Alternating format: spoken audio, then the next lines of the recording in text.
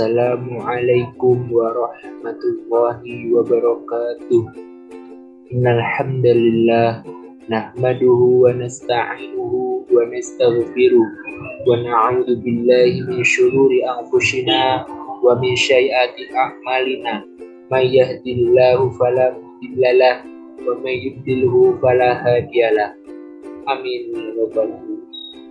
Pertama-tama, yang paling utama, kita panjatkan puji syukur kehadirat Allah Subhanahu wa Ta'ala yang telah melimpahkan nikmat hidayahnya sehingga kita dapat berkumpul pada puas malam hari ini. Tak lupa sholawat dan salam kita curahkan kepada junjungan kita Nabi Muhammad Sallallahu Alaihi Wasallam. Tak lupa kepada para sahabat, tabi'atnya yang memberikan syafaat yaumul qiyamah. Amin ya rabbal alamin. Perkenalkan, nama saya Fahri Arif Arauf dari semester Hukum Ekonomi Syariah semester 5. Di sini saya akan menjelaskan mengenai bahasa Indonesia sebagai identitas negara. Adapun bahasan tentang bahasa Indonesia sebagai identitas negara, yang pertama yaitu pengertian bahasa, sejarah bahasa Indonesia, dan urgensi bahasa Indonesia. Pengertian bahasa. Menurut etimologi, bahasa berasal dari kata bahasa Sanskerta yang disebut bahasa yang memiliki arti yaitu sebagai lambang bunyi yang dijadikan arbiter untuk menghasilkan tingkah laku yang baik. Menurut terminologi Kamus Besar Bahasa Indonesia, bahasa adalah cabang ilmu linguistik yang mempelajari asal-usul suatu kata, juga sistem komunikasi yang kompleks yang melibatkan kosakata, tata bahasa, semantik, dan pragmatik. Jadi bahasa intinya yaitu suatu lambang bunyi yang dapat dijadikan komunikasi yang kompleks untuk menghasilkan suatu tingkah laku yang baik.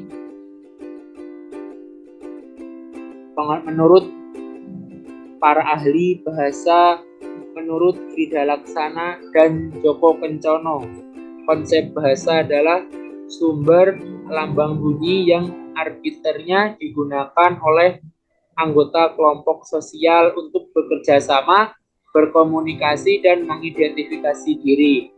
Konsep ini sejalan dengan teori Barber, yaitu sebagai sarana untuk berinteraksi dan berkomunikasi dalam masyarakat. Nah, jadi pada dasarnya bahasa ini suatu sarana untuk berinteraksi kepada orang lain di dalam suatu masyarakat atau organisasi tertentu. Misalnya seperti di suatu pedesaan. Nah, di situ dalam kegiatan gotong royong pasti harus menggunakan bahasa yang baik dan benar. Sejarah bahasa Indonesia. Bahasa Indonesia berasal dari bahasa Melayu yang tumbuh dan berkembang di Indonesia.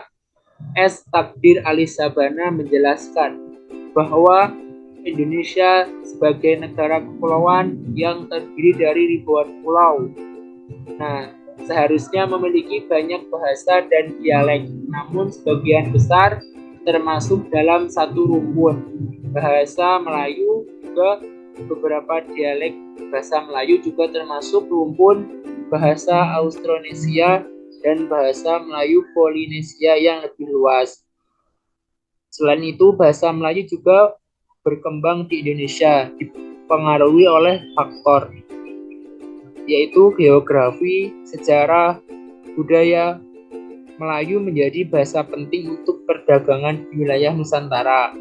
setelah masa penjajahan, bahasa Indonesia dibentuk dari Melayu dan dijadikan bahasa resmi bahasa Indonesia di berbagai sektor kehidupan dan menjadi simbol bahasa persatuan dalam kebinekaan Indonesia. Nah, jadi sejarah bahasa Indonesia sendiri tumbuh dan berkembang melalui bahasa Melayu. Di situ ada beberapa faktor. Di antaranya yang pertama faktor geografi, sejarah budaya Melayu. Lalu setelah penjajahan, bahasa Indonesia dibentuk dari Melayu dan dijadikan bahasa resmi Indonesia, digunakan untuk simbol persatuan dalam kebinekaan Indonesia.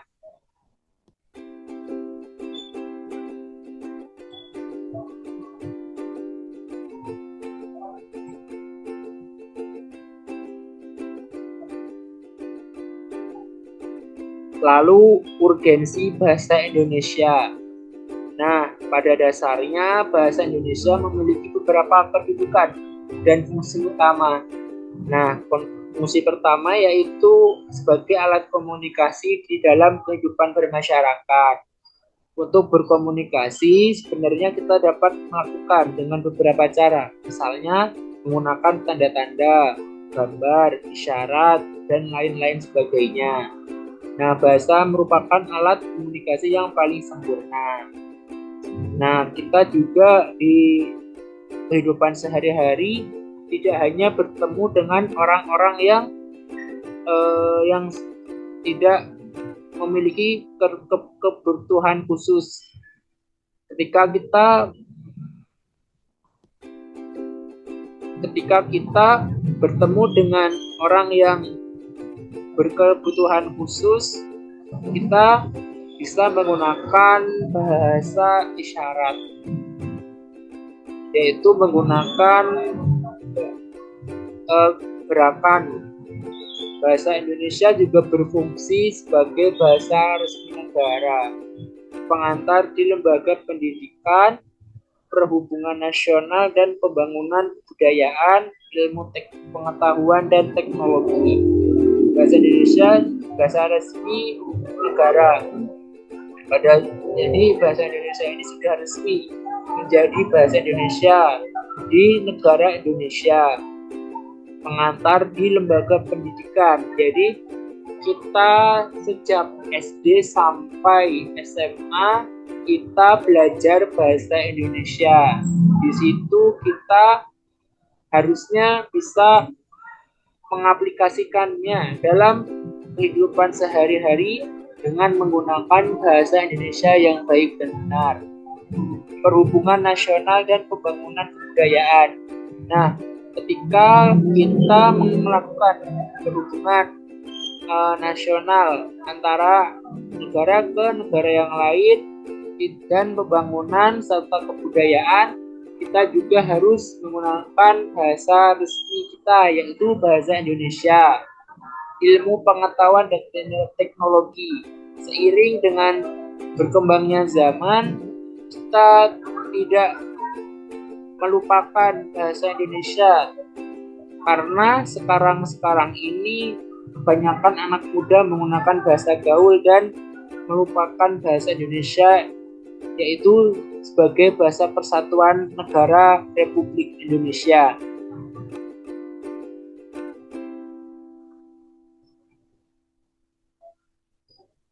Demikian pemaparan dari saya, Fahri Arik Arauf. Jika masih banyak kekurangan, mohon dimaafkan karena saya sendiri masih tahap belajar. Jangan lupa subscribe dan like and comment di YouTube Fahri Arik Arauf ini. Terima kasih. Wassalamualaikum warahmatullahi wabarakatuh.